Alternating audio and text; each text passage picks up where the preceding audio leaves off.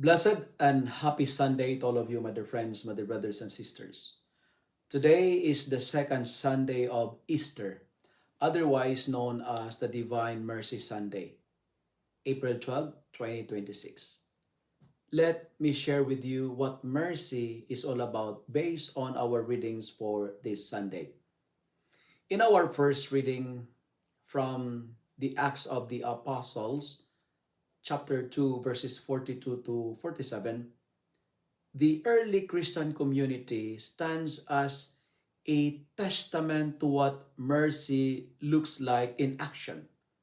They devoted themselves to teaching, fellowship, the breaking of the bread, and prayer, sharing all that they had so that no one among them was in need. Their joy and unity were not superficial, but rooted in the mercy of God who had forgiven and redeemed them through Christ. This reminds me personally that divine mercy is not just a comforting thought. It calls me to concrete expressions of love.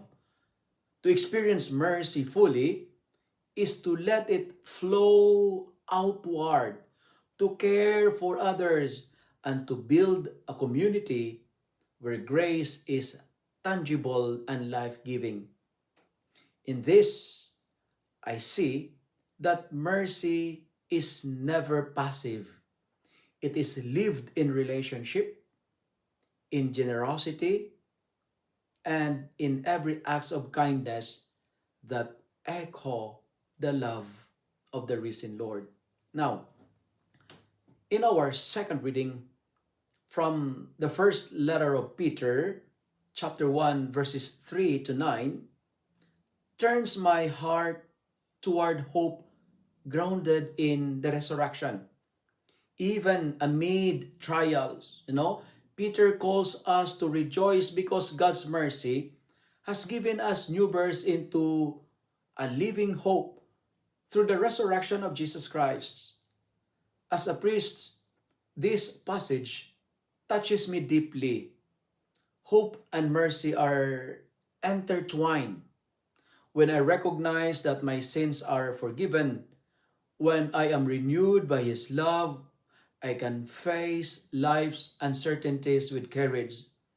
Divine mercy assures me that no suffering is wasted, that even in struggle, God's faithful love remains. The joy of salvation becomes not just a theological idea, but a living reality in my soul, strengthening my trust in the unseen and to persevere in faith. In today's gospel, from the account of the Gospel of John, chapter 20, verses 19 to 31, adds another layer of intimacy to this reflection. When the risen Christ appears to His fearful disciples, He breathed peace upon them and offered forgiveness. And He said, "Receive the Holy Spirit. Whose sins you forgive are forgiven them, and whose sins you retain are retained." Here, divine mercy is personal, tender, and restorative. Thomas' doubt reminds me of my own hesitation and fears. Yet Christ meets us where we are, with patience and with love. Mercy is not condemnation. It is encounter, understanding, and transformation. In my life, this calls me to embrace both God's mercy and to extend it to others, especially those struggling with doubt, struggling with guilt, or despair. And finally, these passages together teach me that divine mercy is holistic. It nourishes faith through community, sustains hope through trials, and restores souls through encounter with the risen Lord. It moves me beyond passive gratitude into active witness, sharing forgiveness, sharing compassion, and love with the world.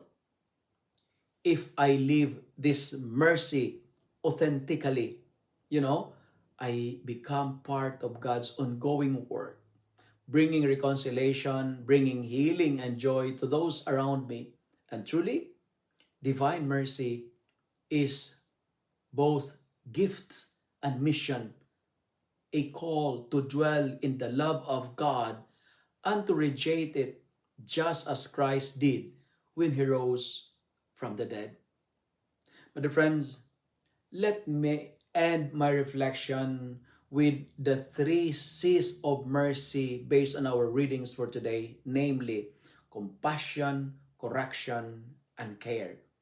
Let me discuss it briefly. First, mercy is compassion.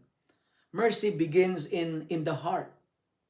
It is the deep sensitivity to the suffering of others, feeling their pain as if it were your own, and responding with love rather than judgment. And second, when we speak about mercy, mercy is correction. True mercy does not ignore wrongdoing. It seeks to restore through gentle guidance, forgiveness, and encouragement. Mercy helps others turn away from sin and toward God's life-giving love. And finally, mercy is care. Mercy is lived in concrete action. It shows itself in feeding the hungry, comforting the sorrowful, visiting the lonely, and walking alongside those in need, reflecting God's tender and sustaining presence in the world.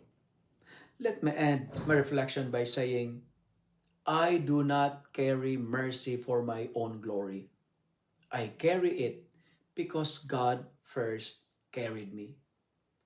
And mercy is the greatest attribute of God because mercy is love in action.